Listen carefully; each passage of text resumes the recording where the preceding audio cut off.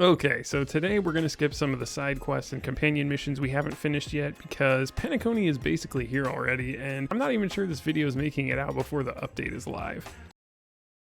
We're jumping straight to the most recent Trailblazer continuance with Ruan Mei and Dr. Ratio. We first meet Asta and Herta, who are discussing the preparations for the Genius Society meeting between Herta, Screwlum, and Ruan Mei. Madame Ruan Mei doesn't like fanfare and probably wouldn't appreciate a crowd to welcome her, so I asked the researchers to keep things simple. Oh, molten cheese tots. I heard Miss Ruan Mei likes snacks and pastries, so I asked the researchers to prepare some traditional desserts from the blue. Despite all these preparations and arrangements, they encourage us just to walk up to her and introduce ourselves. Of course! Go find her yourself.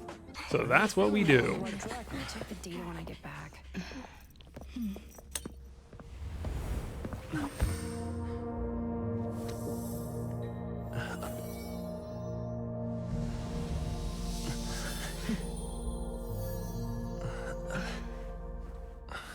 Hello.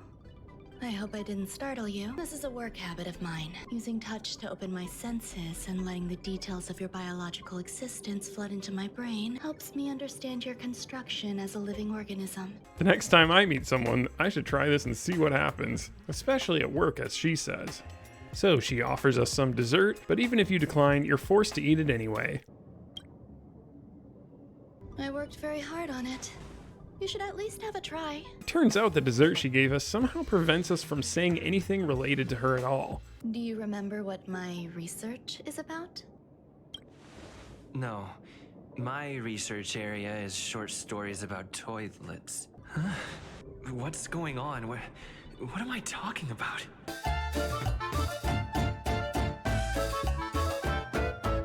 Don't be on edge. I bear no ill will.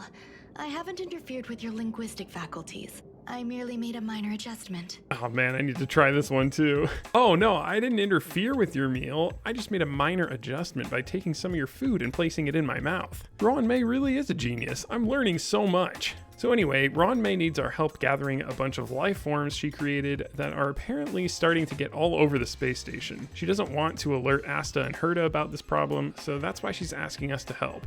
I want to steer clear of making my presence known, so as not to cause undue disturbances. I think you'll find it's a little late for that. Molten cheese tots. I can also reward you as compensation for being my assistant. I will fulfill your every wish. Lady, you gotta be careful saying that kind of thing. People might start getting the wrong idea. So we go start to investigate the problem by talking to this researcher, albeit slightly hindered.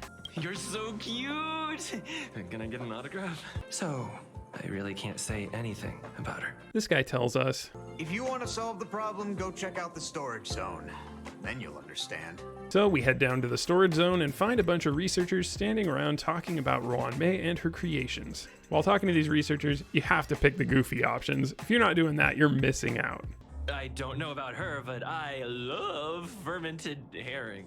And it gave me this wonderful soundbite for me to use later at some point. That's disgusting. What's wrong with you? Anyway, now we've arrived at the moment I've been foreshadowing. Molten cheese tart? Molten cheese tart. Molten cheese tart? Molten cheese tart. Molten cheese tart? So what exactly is the molten cheese tart? This guy says it's Is Madame Ruan Mei's top fan. I don't quite understand how that makes it an incredible thing, but I'll go along with it, I guess. But this guy tells us if we put some hearts on the floor, we can actually meet molten cheese tart. I mean, why not, I guess? It's about as reasonable as everything else. Side note, not sure if anyone else has noticed, but this researcher obviously has the same voice actor as the male Trailblazer.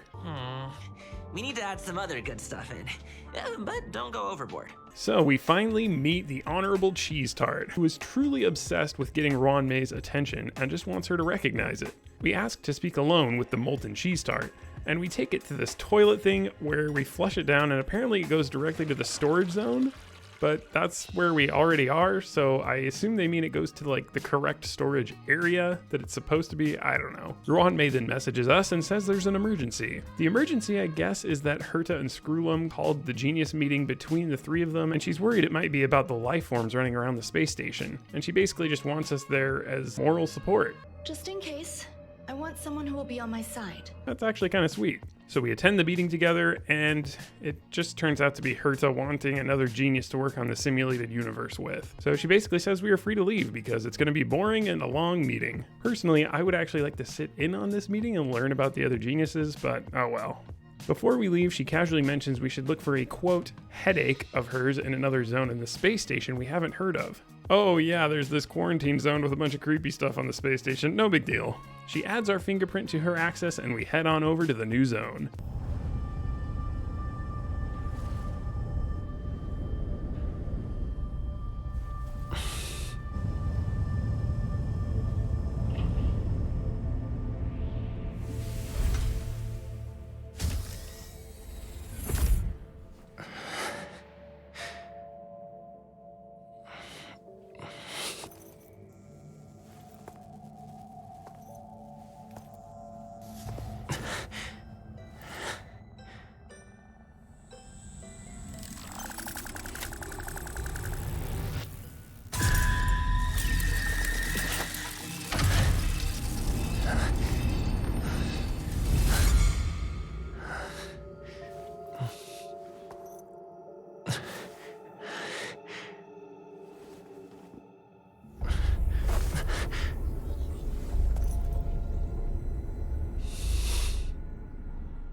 So yeah, this place is creepy. The least they could do is turn on some lights. We go down the elevator and go to another dark hallway. I do like that the animation for Xing Shui hitting the control panel is her reaching way up, because she is really short. As we explore, we find some more of Ruan Mei's little life forms who still crave her attention. I'm not one of Ruan Mei's recognized works. We hear a noise, so we move on ahead. It turns out there are swarm monsters all over the place. They start out invisible, so when they pop up, it's legitimately unnerving. Hey look, a barrel. Oh, holy nanu, good thing I was already clicking. These battles are actually pretty difficult because you have to get them all pretty low so that you can kill them all at the same time. Otherwise, they continue to propagate. I haven't done Swarm Simulated Universe yet on this account, so this really is the first time I've fought these guys. Anyway, whew, we survived this time.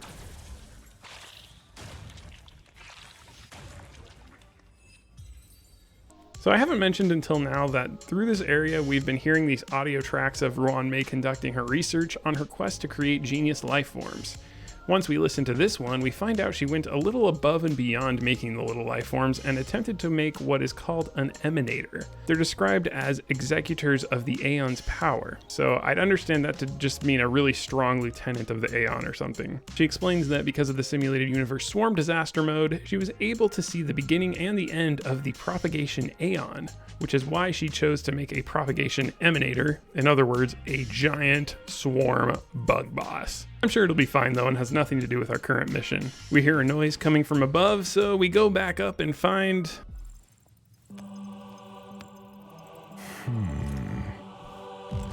Here, a genius move. And how will you counter it? Only an idiot would ask such a question. Well, it's nice to know Dr. Ratio even calls himself an idiot, and it's not just everyone else. Just move this here.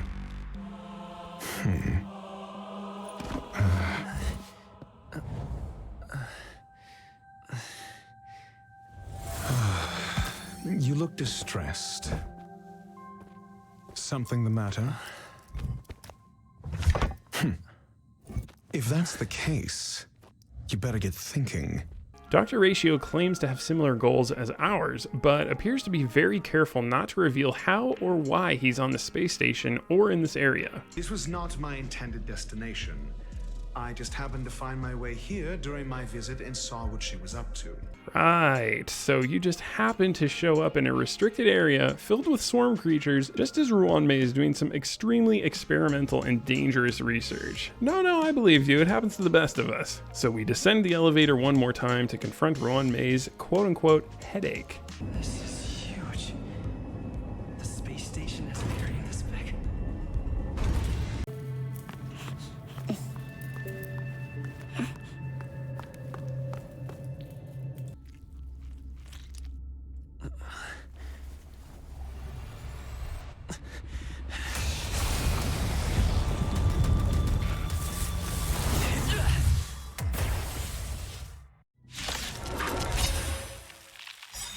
Emanator propagation clone? How can that be? Why is the trailblazer surprised? He literally heard Ruan Mei talk about all this, and then Dr. Ratio basically spelled it out for him too. They pretty much did everything besides flat out saying, you are going to fight this boss. Anyway, the boss was actually pretty difficult. This first time around, I lost Natasha pretty early, and it was at this point I realized I really needed to beef up my characters.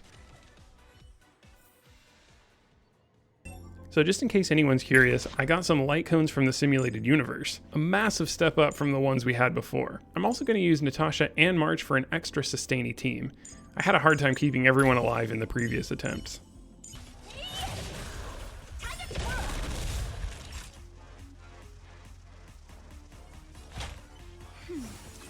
Thanks a lot. Whew! That was a long fight, but we did it.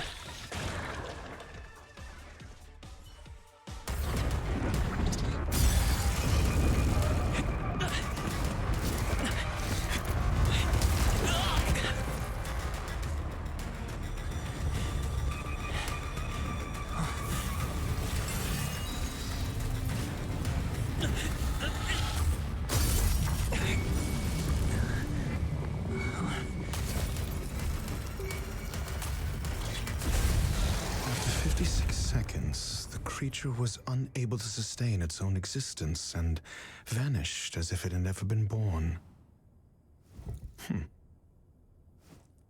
The threat is over. Time to get going.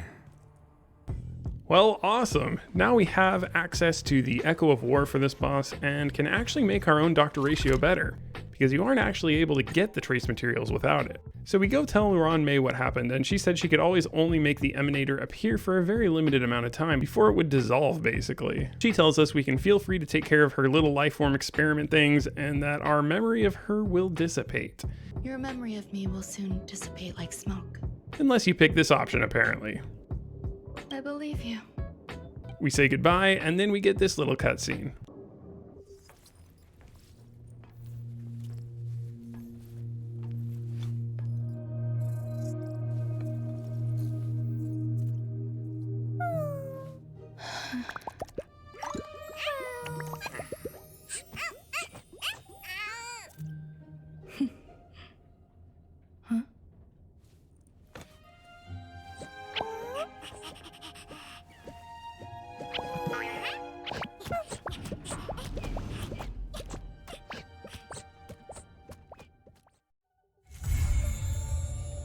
And that's the end of When the Stars of Ingenuity Shine. I really liked this Trailblazer continuance. It was really well done, and the cutscenes were amazing. Plus, I just like the space station setting personally. Now, in this patch, we actually got 2 continuances, so I guess why not just jump into the next one? Actually, I will just quickly mention the little minigame thing where you do take care of the life forms, and I guess breed them.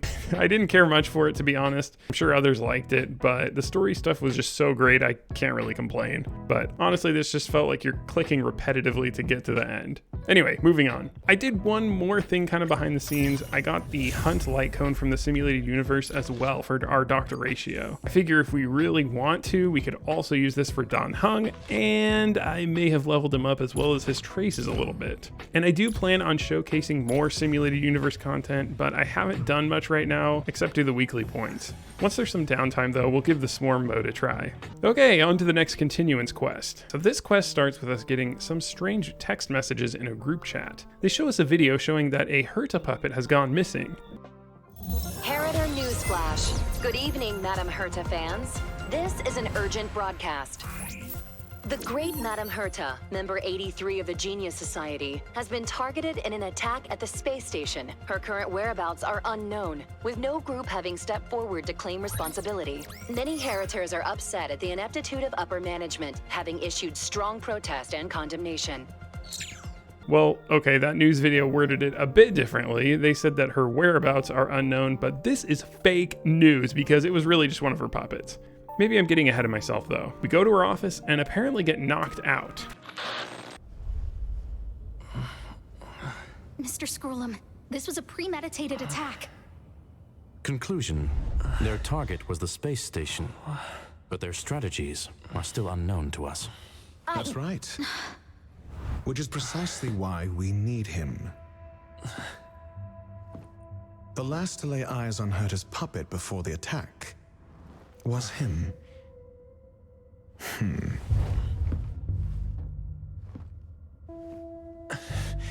And you are? This is Dr. Ratio of the Intelligentsia Guild, a delegate from the IPC. He's only just woken up, dazed. He may need a few pointers. Ah, we crossed paths again. Do you remember me? Of course. Why would you? Memory is such a fickle thing, after all. So basically what's going on here is Dr. Ratio is accusing us of kidnapping Herta because we were seen with her last. The bulk of this quest is running around in the Trailblazer's memory, trying to place back the missing pieces. The gameplay is pretty fun, but really to summarize it for the video, you really are just finding clues and going through the memories over and over until you get the whole picture. So, to sum it up, the last time you laid eyes on Herta was in her office. She sent you on a wild goose chase for some trinket, the curio. After which you knew nothing else until Lady Asta contacted you. Well, I was going to say something like that to sum it up, but thanks, Dr. Ratio. I guess that's most of it. There's also a subplot of researchers disappearing, and Arlen was trying to find out what happened. And Asta didn't really want to tell anybody because it would send panic among the people on the space station who are already becoming distrustful of management. Seriously, if a bunch of people go missing, somebody will notice. I don't think you'd be able to keep that quiet. Anyway, then we start getting questioned by Dr. Ratio, and it's kind of like that debate minigame we did in the shipping side quest that we haven't done on this account yet. During this whole thing, we find out that the two incidents are connected, the disappearances and Herta's puppet being stolen. Then we get another message from the group chat with another news video. Harrider Newsflash. This is an urgent broadcast. I repeat, this is an urgent broadcast. News has finally emerged regarding the attack on Madame Herta. The Annihilation Gang has claimed responsibility for the incident and warned of further activity. The Guild has expressed utmost condemnation. The gods of the starry skies have abandoned the world. They give no thought to the masses. Only the wounded savior can bathe the world in the firelight of destruction. Yet always there are cowards trying in vain to reject their favor and escape the wounds. Flee then. Flee as far as you can. No matter the distance, annihilation will find you. Well, geez, too bad we didn't just wait a few more minutes for this video to arrive. Could have saved me a lot of time getting questioned. So I guess Duke Ifrit and the Annihilation Gang are responsible for everything. This Duke Inferno Ifrit is a life form that hails from Fatora, a world long since destroyed. His race, the ever-burning fire demons, regard Nanook as their emperor and savior, but the Eon has never cast their gaze upon them. So literally they're posers. They're a gang of posers and wannabes. You, come with me. So we go with Dr. Ratio, we talk to some people. I don't remember what they said. We even texted on Hung, who makes fun of the gang. It's apparently a very exclusive gang. Oh yeah, we also found out Ifrit's flame is kind of like March's ice. It's like 6-phased fire or something. So I know I skipped a huge chunk of this quest, but it's just because I didn't think it would be super interesting to watch the memory stuff and debating if I'm just gonna summarize what happened anyway. We also figure out that the flame's power right now is limited to making people transport only inside the space station. So everyone who disappeared should be safe. But then this happens. Could it be? Huh? What is it?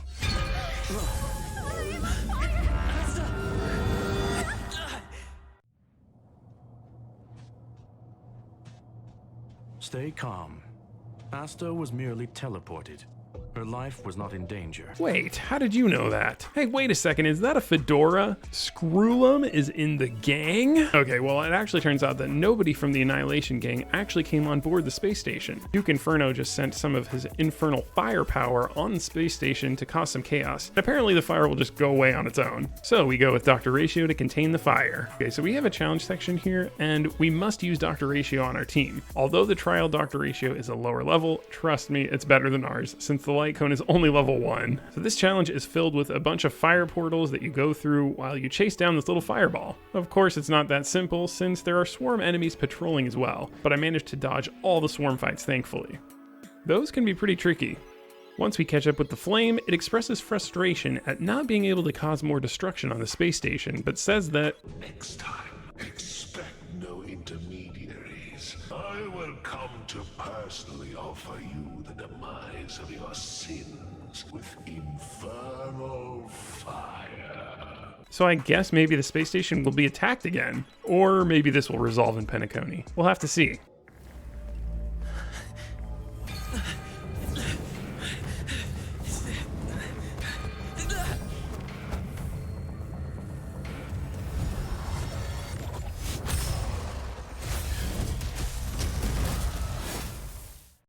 Okay, this is pretty cool. He summons all these enemies onto the space station with the last of his energy, but I am a little confused how he summoned the Mara-struck enemies because I thought those were Cloud Knights who succumbed to the powers of abundance. So did he actually teleport Cloud Knights from the Xianzhou Lafu all the way to the space station? He also has robots from Eurillo 6? I don't know, maybe this is some kind of illusion or something because otherwise it doesn't make a lot of sense. Anyway, once we defeat all the waves of enemies, we save Asta.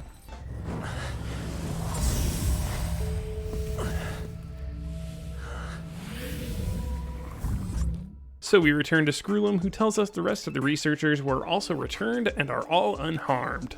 And then right after the dialogue, we get shown this scene.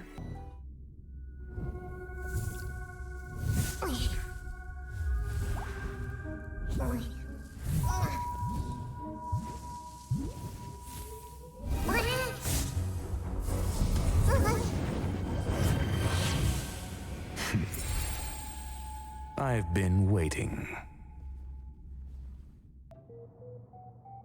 Fallout from this incident remains.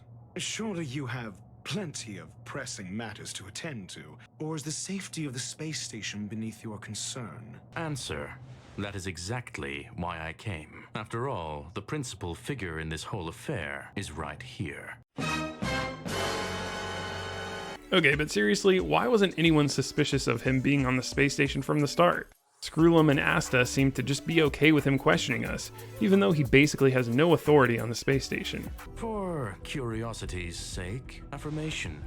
I made the same decision as you, to accompany and observe. I mean, okay, technically that is his answer to why, but it still feels kind of weird. So basically, what happened for anyone still a bit confused, which I was originally, Dr. Ratio got a spark of the Inferno flame, and then when Duke Inferno attempted to teleport the people away, he intercepted it and sent them to a location that he wanted instead of Duke Inferno. He claims that if he hadn't, Duke Inferno would have just teleported them into the vacuum of space. As to the why Dr. Ratio wouldn't just return the people, he believes the so-called genius society that oversees the space station has too much faith put in them by the researchers and inhabitants, and he wanted to shake their confidence in the mediocrity looking down from their ivory towers. And you know what? When all is said and done, I have to say I tend to agree with Dr. Ratio a little bit. The geniuses of the space station are not perfect. They're not immune to arrogance. And when you think you're above everyone else, you allow your arrogance and self-centeredness to consume you.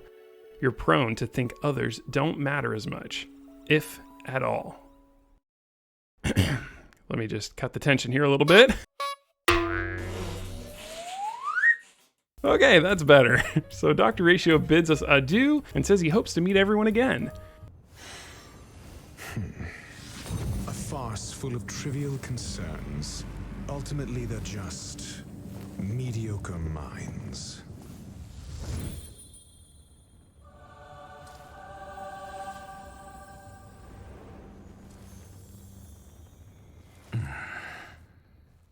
So there you have it. The most recent continuances are complete and we're ready to jump into Penacony. By the way, this whole mission got me thinking, when is Screwlum going to become a character? I'd be interested to know what kind of combat he could do. I like his look too.